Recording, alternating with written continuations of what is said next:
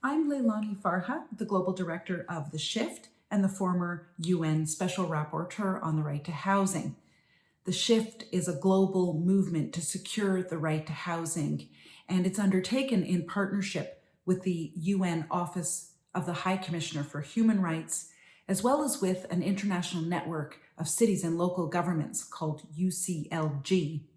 Our aim is to get governments, private actors, advocates, and others to shift and embrace housing as a human right and challenge housing's commodification.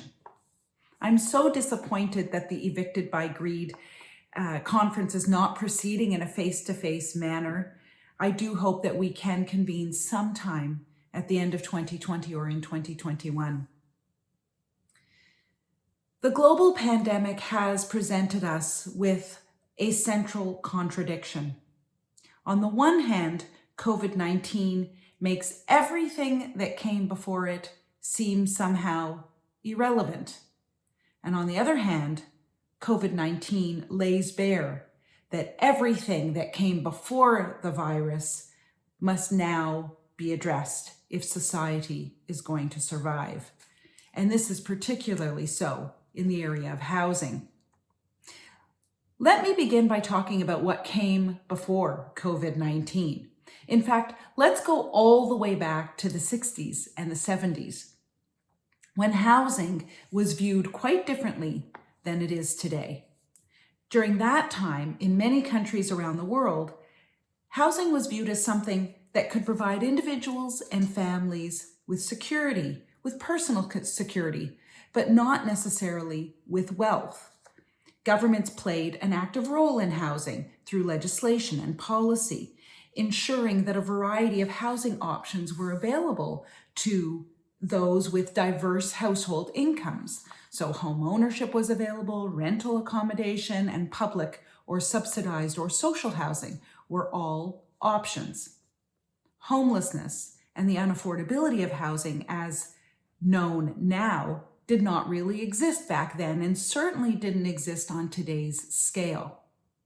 Without painting too rosy a picture, housing was generally understood as a social good, and it was aligned with an understanding that housing is a human right for all, a place to live in dignity. Fast forward to 2018. Global real estate represents nearly 60% of the value of all global assets.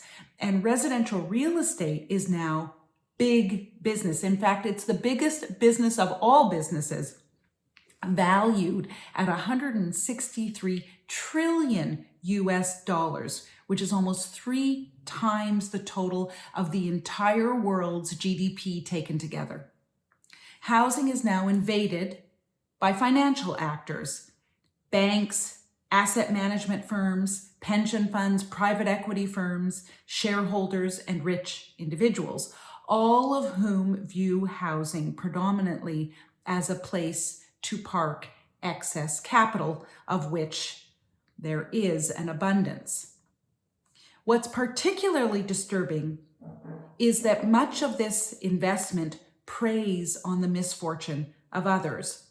Private equity firms have been circling the world looking for cheap debt that they can buy at a discount, debt that comes out of foreclosures, for example.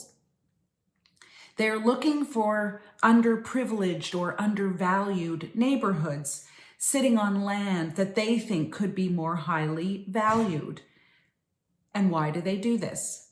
For guaranteed returns, profit, money.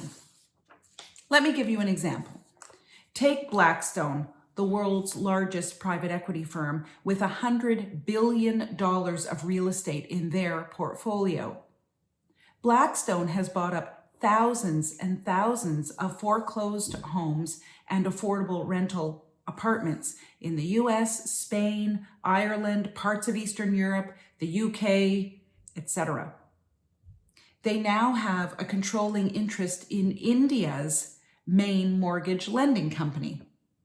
Blackstone knows that getting into rental real estate in particular is a brilliant bet, far more secure than owning residential mortgages, actually, especially during an economic crisis, because there will always be renters who pay their rent, and that will always provide a stream of income for investors.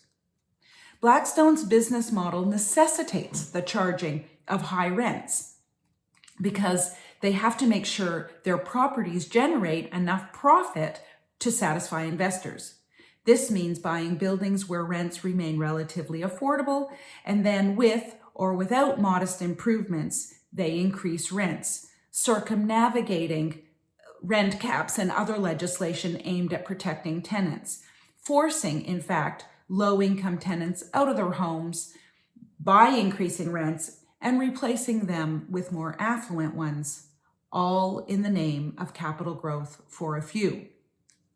And of course, Blackstone could be replaced with Acalius, Vonovia, Timber Creek, the Credit Suisse. There are so many of these actors using that very same model or a very similar model to that of Blackstone. And to state the obvious, the interests here lie with the investor. The investor is the client, not the tenant. Of course, pre-COVID, there were other ways in which housing has been financialized.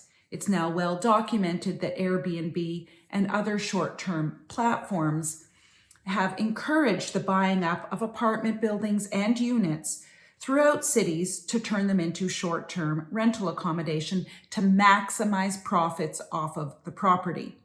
This then results in a reduction of the amount of available housing stock that could be used for long-term affordable rents for people who are actually living on a long-term basis in cities. A study of Airbnb in New York, for example, showed a loss of up to 13,500 units of housing from its long-term rental market. That's a city where 130,000 people are homeless throughout the year. And of course, another kind of financialization is the billionaires or individuals of ultra high net worth who park or hide their money in housing too. Millions of dollars float undercover from one island bank account to another, eventually landing securely in a piece of residential real estate, a starchitecturally designed condo in the sky, a mansion, a villa, a house in which the lights are never turned on. Millions of investor-owned homes stand vacant across the world, with their owners having no intention of setting foot in them. In the borough of Kensington and Chelsea in London, there are reportedly 1,400 vacant homes. This is the same borough where the Grenfell Tower fire occurred, where hundreds of people were left homeless well after the fire. Skyrocketing housing prices mean that those who sustain cities are being pushed out. School teachers, firefighters, students, police officers, nurses and doctors, garbage collectors, the employees of your local cafe. And the risk of allowing cities to continue on this path is that they will become monocultural, as Saskia Sassen warns. In my opinion, many cities and parts of cities have begun to resemble sterile airports, lined with multinational stores which lack any particular cultural relevance, populated only by those who can afford to be there and who come and go, but who don't stay. So where are governments in all of this? Governments are now closely aligned with the investment sector. They provide tax subsidies for home ownership, tax breaks for investors. They even give citizenship and visas to foreign investors who buy property. And they either back or bail out banks and financial institutions. And they give preferential tax status to institutional investors who want to invest in residential real estate. All of these supports far outstrip any support for residents who are renters. In Canada, for example, in a study from a few years ago, 93 of housing subsidies provided by the government went to homeowners, and just 7% went to renters. What's so troubling about this, of course, is that in many countries, renters have far lower incomes on average than homeowners, and yet it's the higher income households and the investors receiving the bulk of the subsidies. While governments support home ownership, they have in fact divested themselves of rental housing. They have sold off social and public housing stock and land as an asset and are relying on the private market to meet the housing needs of low-income and middle-income households. Now, I want to be clear that the decision by governments to support housing as a commodity rather than housing as a social good is not just any old policy decision. It's an actual rejection of their commitment to international human rights law, which they have signed, ratified, and committed to. In particular, it's a rejection of their obligations with respect to the right to adequate housing. Understanding and applying a human rights approach to housing and its financialization is distinguished by this fact. Governments commit to human rights. They're legal commitments. They sign on to human rights treaties. They have legal obligations as a result. And therefore, they are accountable to human rights. And they must be and can be held accountable. And that's what distinguishes a human rights approach to the financialization of housing and what makes it so potentially powerful. It's this issue of accountability. So where can we hold governments accountable? Well, we can use the United Nations human rights system. We can use courts. We can use parliamentary processes. We can use local mechanisms that cities are establishing and other democratic spaces. We can take to the streets. We can use journalists and the media. To understand the damage done by allowing the financialization of housing and for these actors to dominate the housing market, and in order to understand what must be done to correct the situation and to hold states accountable, then you have to know something about what the right to adequate housing means and what states have actually committed to. At its most zoomed out and basic, the right to housing is the right to live somewhere in peace, security, and with dignity. There are also several characteristics that must be present in order for housing to be adequate under international human rights law. Affordability is a key component of adequate housing under international human rights law. And there it's defined as being commensurate with household income. That's what would make housing affordable. If it was commensurate with household income, it is not based on what the market can bear. So when corporate landlords set rents at rates that their tenants cannot afford, they violate the affordability measure of the right to housing. And when states fail to protect tenants from rising rents and from unaffordability, they are failing to comply with their international human rights obligations.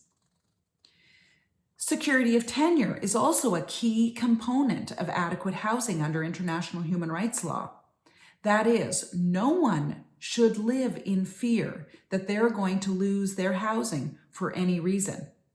Obviously, landlords raising rents so that they are unaffordable to tenants would contravene a tenant's sense of security and their security of tenure, as would government failure to protect tenants from being evicted for non-payment of rent when rents have been escalated an extraordinary amount.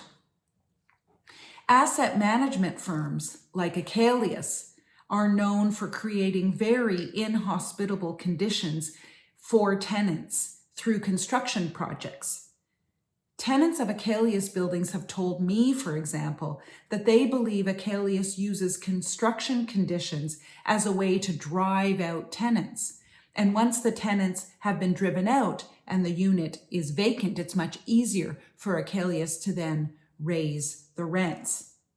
Governments that stand idly by despite these allegations and only attribute rent caps or freezes to apartments that are actually inhabited by tenants are failing to meet habitability standards under international human rights law.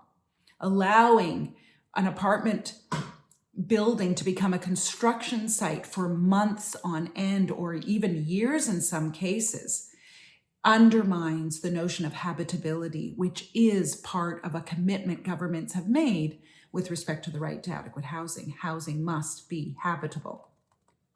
I'll also note that evictions into homelessness are strictly forbidden under international human rights law, and yet I have heard of countless tenants whose rents were raised astronomically upon sale of their building to a corporate landlord and were thus rendered homeless. Governments that don't prevent that from happening and courts that don't prevent that from happening are contravening international human rights obligations, and we must hold them accountable.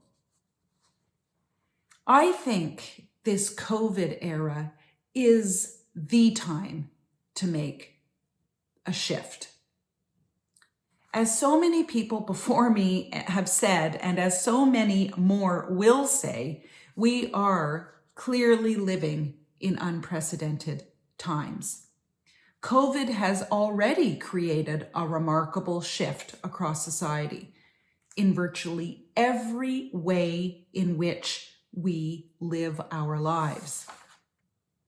The COVID crisis is exposing the many reasons a seismic shift in approach to housing is necessary.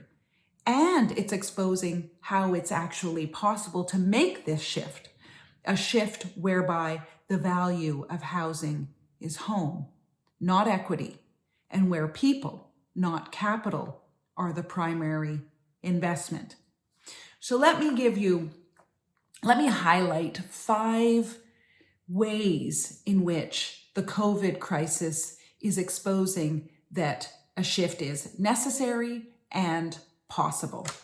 First of all, home has been exposed as the frontline defense against the deadly virus. Governments around the world and the World Health Organization have implemented stay-at-home policies, recognizing the value of home in protecting against a deadly virus like COVID-19. Homelessness and housing precarity put everyone, entire populations, at risk of contracting the disease and of the disease spreading. So in other words, COVID exposes that having an adequate home is the difference between life and death. Governments around the world have shown they can play a significant role in housing systems when they choose to, and they can be accountable to tenants. Governments the world over have enacted moratoriums on evictions. They've suspended or reduced rents in some cases. They've deferred mortgage payments. They've provided rental supplements. They've provided water and sanitation to people living in informal settlements and encampments. And they have managed to find, when they said it was never possible before, they have managed to find temporary housing for homeless people. Now, a lot of people are suffering economically. Europe's economy is set to shrink by 7.5%. That's 3% more than it shrunk during the global financial crisis. In the US, something like 30 million people have applied for unemployment benefits. And many across the globe simply cannot afford to pay their rent or soon will not be able to do so. It's unlikely that housing could be profitable in these circumstances, or should be profitable in these circumstances. People are suffering. Now is the time to ensure they have a secure place to live. Now is not the time to ensure that investors are getting a good return on their investments. A profit-based system, in my opinion, is completely out of step with where we are at economically as a world, across the planet. And I think governments have to pay heed to the actual economic reality we're in right now and not project into the future at this point. My fourth point is that with many unable to pay their rent and with interests very low, the pandemic will likely result in many distressed assets coming onto market. That makes them very desirable to private equity and other big capital, and thus to more financialization. The Wall Street Journal said in April that this might be a once-in-a-generation opportunity to buy distressed assets at bargain prices. The CEO of Blackstone, Steve Schwarzman, recently said, "Every day it's becoming a better day to buy assets with people experiencing unexpected difficulties." But distressed assets don't have to be sold to the private bidder. Governments should flex their newfound confidence in the housing sector and start buying these assets themselves. It would be a fast way to make up for public assets governments have sold off over the last decades. These newly purchased units could be used to house people who are homeless, those living in housing precarity with low incomes, young people. They could be social housing or deeply affordable housing. And my final point is that the idea of returning to an understanding of housing as home is actually not a radical idea at all.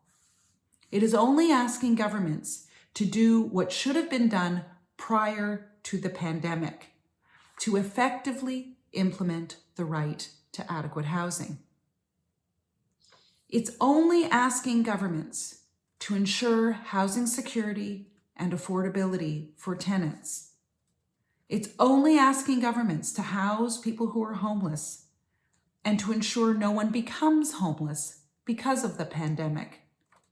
These are simple human rights obligations that apply before, during, and after a crisis of this nature.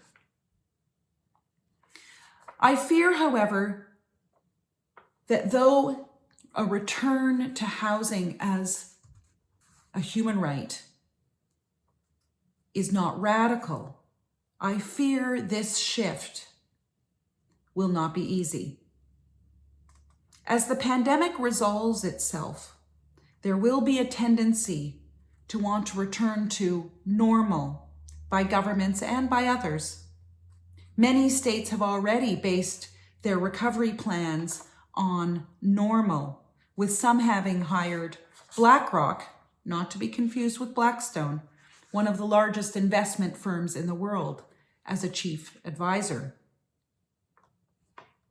Though this is a very strange time to be leading a global movement, strange because it's hard to feel global from my home here in Ottawa, it is the perfect time to scale up the shift.